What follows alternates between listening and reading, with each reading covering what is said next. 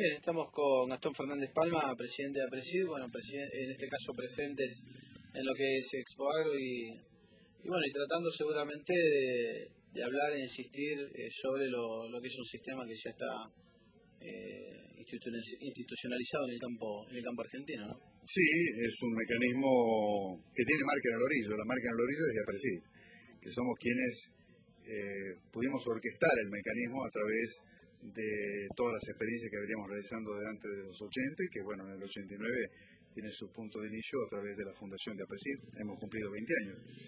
Por supuesto que es una actividad dinámica, es una actitud dinámica, lo que significa la siembra directa, que está en permanente evolución, donde nos planteamos, discutimos continuamente sobre los beneficios, sobre los mitos que antes teníamos, sobre los mitos que hemos ido superando con el tiempo, como el caso de la interacción de la ganadería con la siembra directa, y por supuesto tratando de conseguir lo que hemos hecho ahora a través de nuestro programa de agricultura certificada, ese empaquetado de buenas prácticas agrícolas que superan ya solamente la cero labranza para incluir las buenas prácticas, el uso de los fertilizantes, reposición de nutrientes, rotación de cultivos, manejo integrado de plagas, responsabilidad social empresaria, es decir, todo lo que hace a lo que hoy el panel intergubernamental de cambio climático define como sustentabilidad económica, social y ambiental.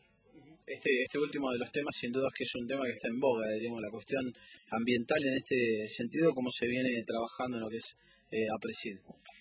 En APRESID trabajamos intensamente en esto porque hace a nuestra esencia, a nuestra filosofía. Tratamos de adaptarlo a las realidades de cada uno de los lugares. Por eso definimos las chacras, el programa Chacra, que es un programa de agricultura y ganadería por ambientes.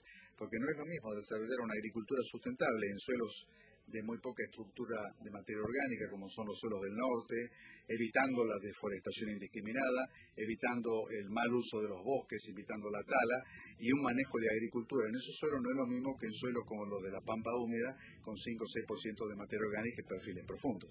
Por eso, el desarrollo, volcar al papel, volcar a la práctica, factualizar todo lo que nosotros en la teoría tenemos, es la obligación del programa Chacras. Bien, respecto a lo que es hoy la producción de alimentos, sin duda es que requiere de mucha tecnología.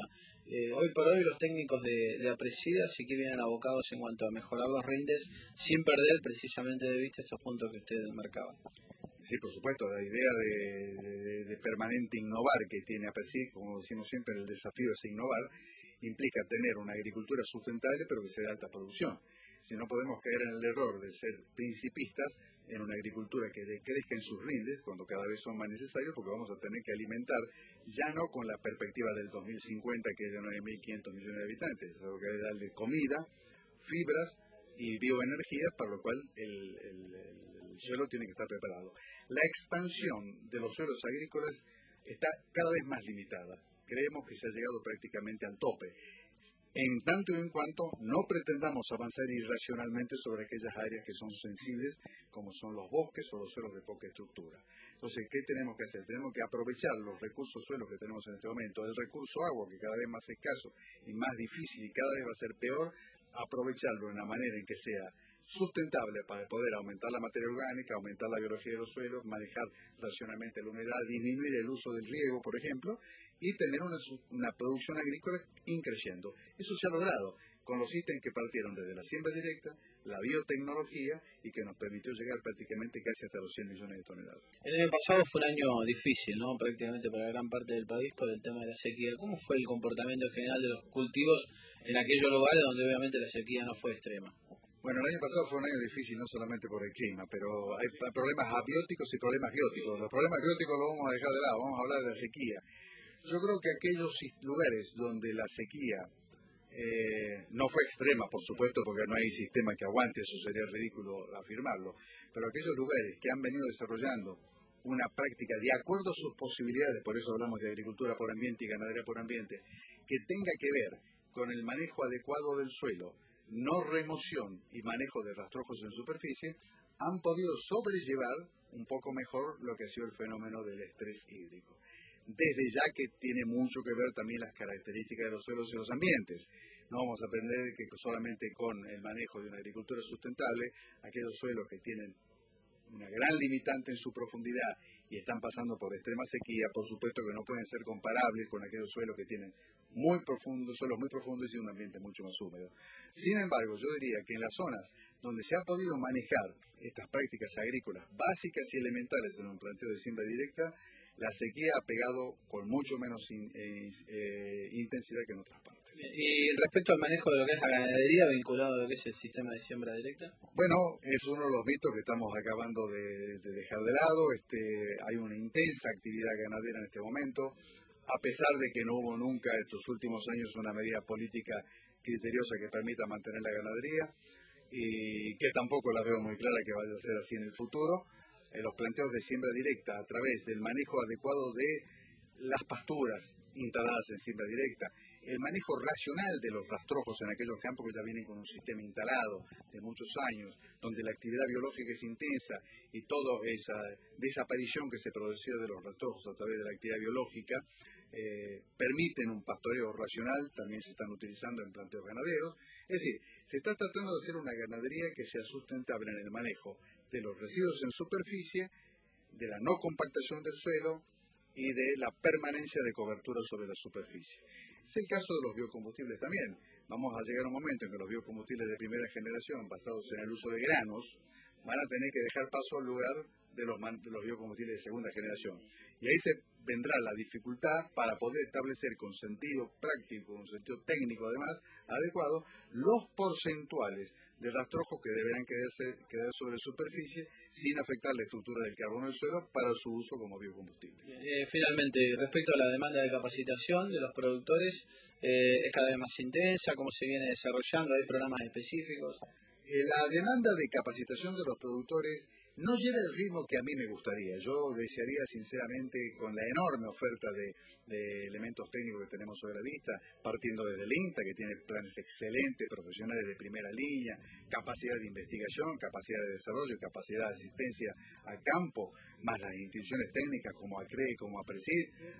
¿Se terminó la última pregunta? Espera un segundo, se terminó. Cambiamos el que sea. Está bien. Pensé que me había hecho nota. Me había hecho señas. Pensé que sabía. Le hago de nuevo la pregunta.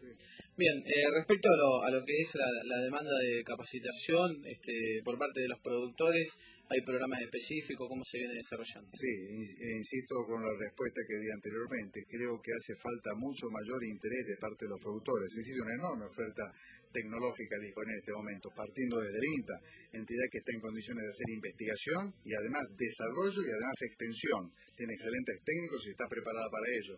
Las instituciones técnicas como ACRE, APRESID y muchas otras instituciones públicas y privadas que están tratando de llevar un aporte tecnológico para el productor, creo que debería ser mejor aprovechado por el productor, no valiendo eso el tema de la escala.